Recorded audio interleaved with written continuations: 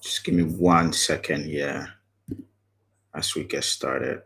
I want to put my phone on do not disturb so we don't have any issues. All right. Give me 1 second here.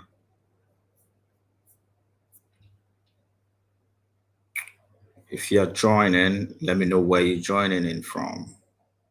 Where are you right now? Where are you joining in from?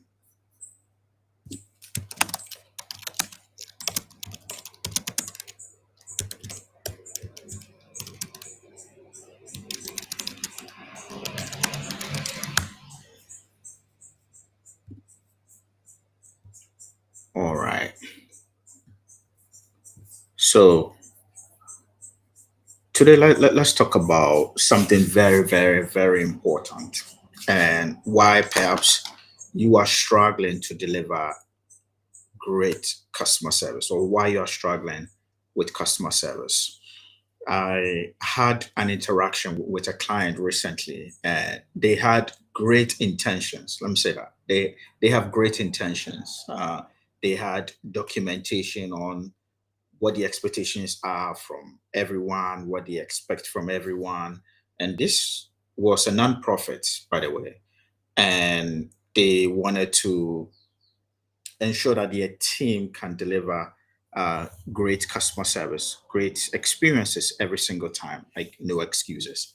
And it was harder, like they felt like they had developed everything, they had given their team everything that they needed, they're giving them the support, but for some reason they were still struggling to get them to do it consistently.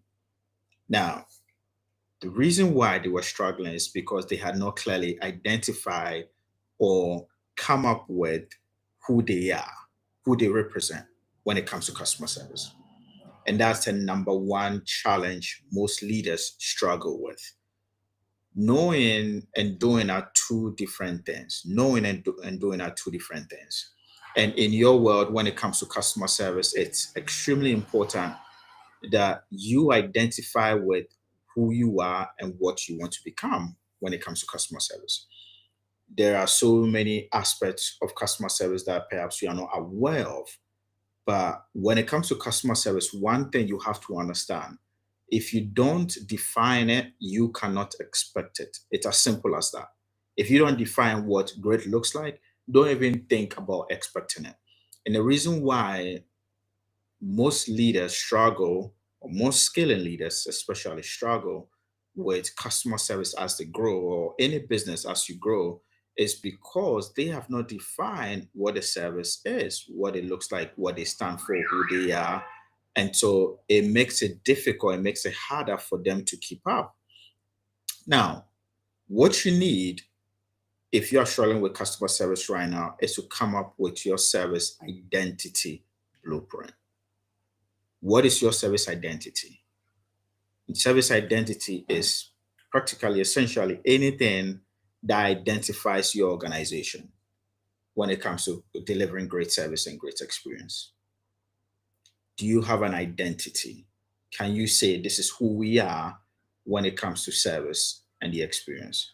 And is this something that everyone within our company, everyone can clearly identify with, articulate, explain? Is this something that you can look up? Is this something that you can see someone actively doing, engaging, that you can say, yes, these people are living up to our identity? If you think customer service is common sense, that's the first place where you get it wrong. Because customer service is not common sense. And even if it was, right, there are so many variations or there are so many aspects of things that we may consider to be common sense or something that you may consider to be common sense. But to the other person, to me, I don't think it's common sense. And so we have to understand that common sense is not common practice. Common sense is not common practice. If you think it's common sense, that's great, wonderful, great, good for you. But it doesn't mean the other person thinks customer service will be common sense, or the other person will not think that, yes, I get it, that's common sense. It varies. And so, as an organization, you have to clearly identify who you are when it comes to the service and the experience, and understand that it's not because it's your people, it's not because your people don't care or you hire the wrong people.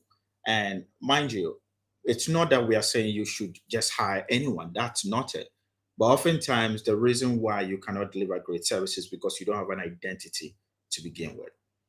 And I promise you, when you define who you are as a company, as an organization, when it comes to the service and experience, if you can clearly define who you are, when you do that, then it becomes easier. It becomes, right now it can feel like you're pulling, like you're pulling nails. Like it becomes so difficult. Like it's almost like you're banging your head against the wall. But I promise you, if you can clearly articulate and define what your service identity is, everything gets easier. Instantly, everything gets easier. And that's why you're struggling with delivering great customer service, because you don't have an identity. You don't have that. And because you don't know it yourself as a leader, as a manager, as a general manager, how can you tell your team to do it? They can't. You can't. So they cannot do it. And the reason why you need a service identity, because it makes it easier to have something to come back to. Because sometimes you lose course. That's just human nature. At some point, you're going to lose your way. But if you have no way of clearly knowing whether you have lost the plot or whether you're going in the wrong direction or the right direction, it's going to be harder for you to know when you have to change course or when you have to change behaviors. Your service identity blueprint is practically your map. It's the map that guides you to ensure that you know where you are going, that you are living up to what you promised your customers, what you promised the market when it comes to delivering great service and great experience. And if you cannot do that, if you cannot define that, then it becomes harder for you to deliver great service. But if you're able to clearly define that, then it's much, much easier for you to deliver great service. And this is what most organizations are lacking. They lack identity.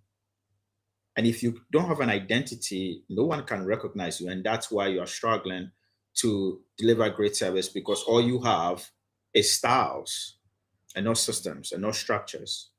You should be focusing on developing systems and structures and not styles. You are leaving the experience to chance. You are leaving the customer service you deliver to chance. And that's why you cannot be consistent. That's why you cannot deliver it consistently, because one location is probably better, the other location is worse, whatever that looks like in your world. But it starts with you identifying who you are. Who you are. The issue is not more people. The issue is not more people. Even great people will struggle in a bad system. You need a better system. That's what you need when it comes to customer service and customer experience. If you don't have a better system, there's absolutely no way you'll be able to deliver that great service and the experience. And when your people cannot deliver great service and great experience, it's still your responsibility. It's not their fault. And when it comes to people, if you think it's because you don't have the right people, I'm going to challenge you as a leader, as a business owner, as a manager. You got them that way. It's two things. It's either you got them that way or you made them that way. You hired them. And if you thought they were not a right fit, you should let them go as soon as possible. And you made them that way probably because you hired them and you had no systems in place. And so they come in and they see that everyone is doing their own thing. And so they just go on and do the same thing because there's no accountability. That's the problem.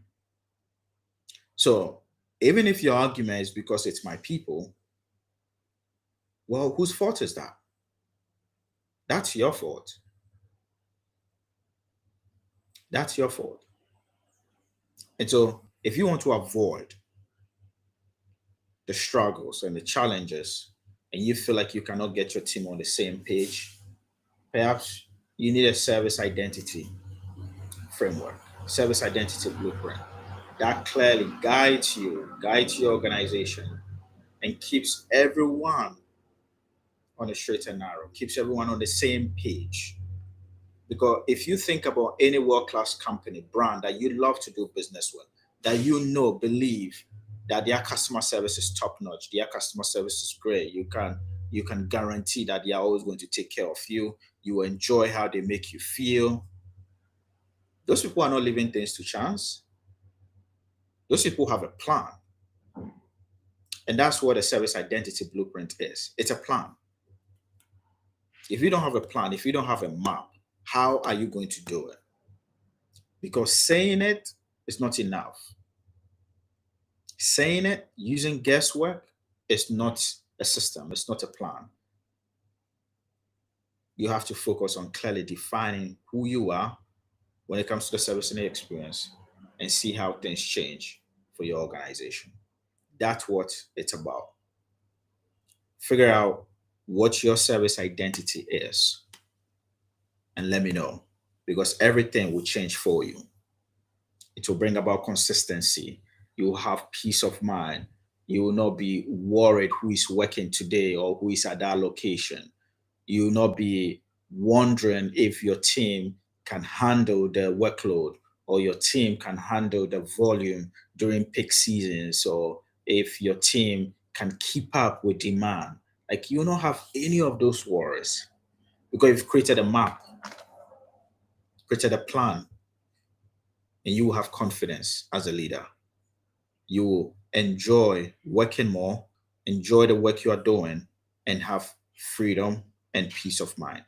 That's something you cannot have if you are just winging it, having a guesswork, not doing what you're supposed to do.